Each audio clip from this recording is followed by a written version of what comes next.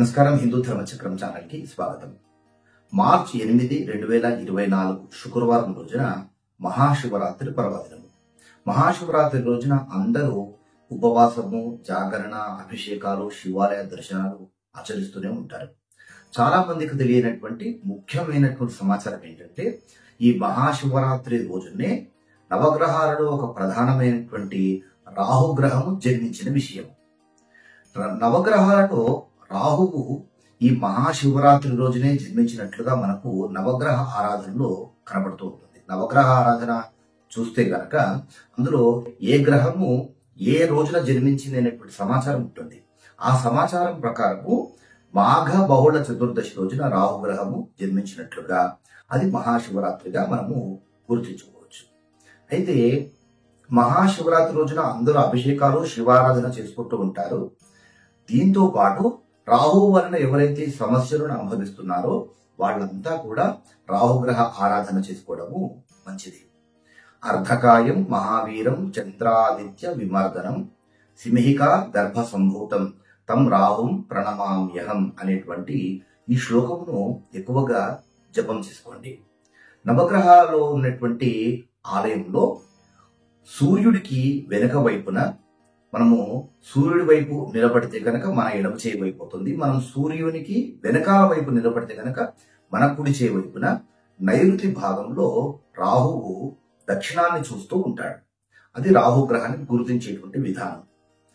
ఈ రాహుగ్రహానికి ఆవు పాలతో రుద్రాభిషేకము చేయండి.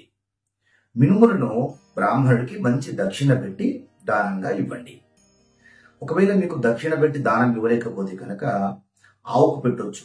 కానీ ఆవుకు ఏ విధంగా పెట్టాలి అనేటువంటి విషయాన్ని మాత్రము ఆవును పోషించేటువంటి ఆ యజమానిని అడిగి తెలుసుకోండి. మినుములు పెట్టవచ్చా లేదా, ఒకవేళ పెట్టేటైతే ఏ విధమైనటువంటి జాగ్రత్తలు పాటించాలి అనే విషయం తెలుసుకొని అప్పుడు ఆవు పెట్టండి. ఆవు పెట్టినా కానీ ఆవు యజమానికి కూడా కొంత ద్రవ్యము ఇవ్వాలి. ఆయనకి కూడా బ్రాహ్మణికి దక్షిణ ఇవ్వాల్సి వస్తుంది కదా అని చెప్పేసి ఇక్కడ దాటేసుకొని ఆవు యజమానికి ఫ్రీగా పెట్టొచ్చు అని అనుకుంటే పొరపాటు. ఆయనకు కూడా కొంత దక్షిణ ఇవ్వడమే మంచిది. ఇలా ఏ రాశి వారికి రాహు ఎలాంటి స్థానంలో ఉన్నాడో తెలుసుకుందాం. ప్రస్తుతము రాహువు మీనరాశిలో ఉన్నాడు. అంటే మీనరాశి వారికి రాహువు జన్మ రాహువు అవుతున్నాడు. ఆ స్థానంలోనే ఉన్నాడు కదా. జన్మ రాహువు చాలా ప్రతికూలమైన ఫలితాలు, అనారోగ్య సమస్యలు కలిగిస్తాడు. జన్మభం దేహనాశాయ అంటారు. ఇది అనారోగ్య సమస్యలకు చాలా ప్రమాదకరమైనటువంటి స్థానం. జ్యోతిష శాస్త్రం ప్రకారము జన్మస్థానాన్ని తనుస్థానము అంటారు. తను అంటే శరీరం కనుక శరీర సంబంధమైనటువంటి ఇబ్బందులు ఎక్కువగా వచ్చే అవకాశాలు ఉంటాయి. ఇక రాహువు నేత్రాలకు కూడా కారకుడవుతాడు కనుక నేత్ర సంబంధమైనటువంటి సమస్యలు కూడా వచ్చే అవకాశాలు ఉంటాయి. కనుక మీనరాశి వారు జాగ్రత్త పడాలి. మేషరాశి. మేషరాశి వారికి రాహువు 2వ ఇంట రాహువు అవుతున్నాడు. ఇది అనుకూలమైనటువంటి స్థానం కాదు కనుక మేషరాశి వారు జాగ్రత్తలు. మిథున రాశి. మిథున రాశి వారికి రాహువు 4వ ఇంట అవుతున్నాడు. ఇది అష్ట కష్టాలను కలిగించేటువంటి స్థానం. 4వ స్థానము అంత అనుకూలమైనటువంటి స్థానము. కర్కాటక రాశి వారికి 5వ రాహు అవుతున్నాడు. ఇది కూడా ప్రతికూలమైన ఫలితాలు ఇచ్చేటువంటిది. సింహరాశి. సింహరాశి వారికి 6వ ఇంట రాహు మంచి ఫలితాలు ఇస్తాడు. ఎందుకంటే రాహువుకి 6వ స్థానం సువర్ణమూర్తి అయినటువంటి స్థానం. కన్యారాశి. కన్యారాశి వారికి 7వ రాహు అవుతున్నాడు. మిశ్రమమైన ఫలితాలు ఇస్తాడు కనుక జాగ్రత్తలు పాటించాల్సినటువంటిది. తులారాశి.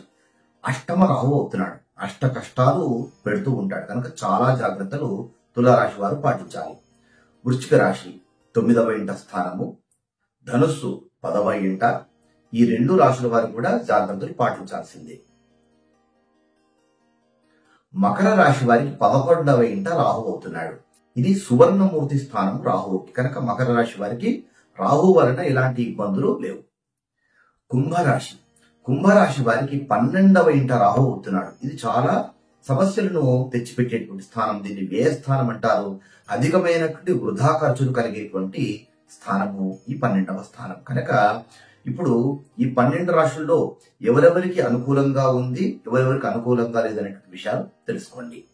ఇక హిందూ ధర్మ చక్రం తరఫున మేము ఏం చేస్తున్నామంటే ఈ మహాశివరాత్రి రోజున ఉదయము గణపతి హోమము, నవగ్రహ హోమాలు, రాహుగ్రహ హోమము, సర్ప మూలమంత్ర హోమము, రుద్ర హోమము ఇవి మహాశివరాత్రి రోజున ఉదయం ఆచరిస్తున్నాం.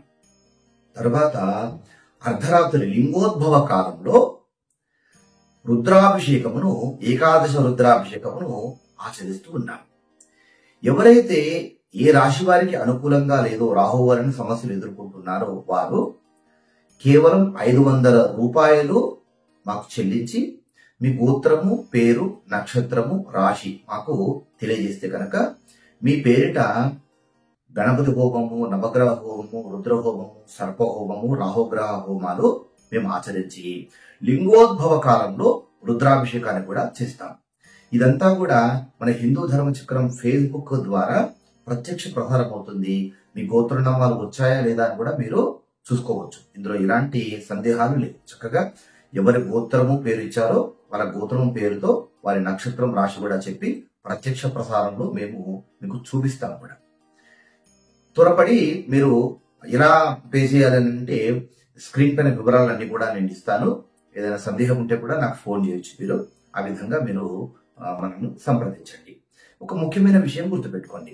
500 రూపాయలే అన్నారు కదా అని చెప్పేసి 500 రూపాయలు పెట్టి కుటుంబ సభ్యులు అందరి పేర్లు ఇస్తామంటే కనుక కుదరదు. ఏ రాశి వారికి బాగాలేదు వారు ఒకరికి మాత్రమే గోత్రము, పేరు, నక్షత్రం అలా చెప్పి ఇవ్వాలి. ఇంటి యజమాని ఉన్నాడు అనుకోండి, ఆ ఇంటి యజమాని పేరిట సహకుటుంబానం అని చెప్తాం. కనుక ఈ పూజలన్నీ కూడా ఆయనతో పాటు ఆయన కుటుంబ సభ్యులకు అందరికీ వర్తిస్తాయి. ప్రత్యేకంగా రాహు బాగాలేరు అనుకునేటువంటి వాళ్ళు మాత్రము ఒకరికంటే ఎక్కువ మంది పేర్లు ఇద్దాం అనుకుంటే ఒక్కరికి 500 చొప్పున మీరు చెల్లించాల్సి ఉంటుంది. ఇవన్నీ కూడా మన ప్రత్యక్ష ప్రసారం ద్వారా మీరు చక్కగా వీక్షించవచ్చు. ఈ అవకాశాన్ని సద్వినియోగం చేసుకోండి. మమ్మల్ని సంప్రదించాలని ఏం లేదు. మీరు కూడా మేము దగ్గరలో ఎక్కడైనా అనుకూలం ఉంటే అక్కడైనా చక్కగా రాహుగ్రహ సంబంధమైనటువంటి పూజలు ఆచరించుకోండి. మరో టాపిక్ తో మళ్ళీ కలుసుకుందాం. దేశాన్ని కాపాడుకుందాం, ధర్మాన్ని కాపాడుకుందాం. ఎందుకంటే ఈ దేశం మనది, ఈ ధర్మం మనది. గ్రహ బలం, గృహ బలం, ముహూర్త బలం అన్నింటికంటే దైవ బలం కోటి రెట్లు గొప్పది. నిరంతరం దైవ బలం సాధించుకునేటువంటి ప్రయత్నం చేస్తూ ఉండండి. జై హింద్, జై భారత్, వందే మాతరం.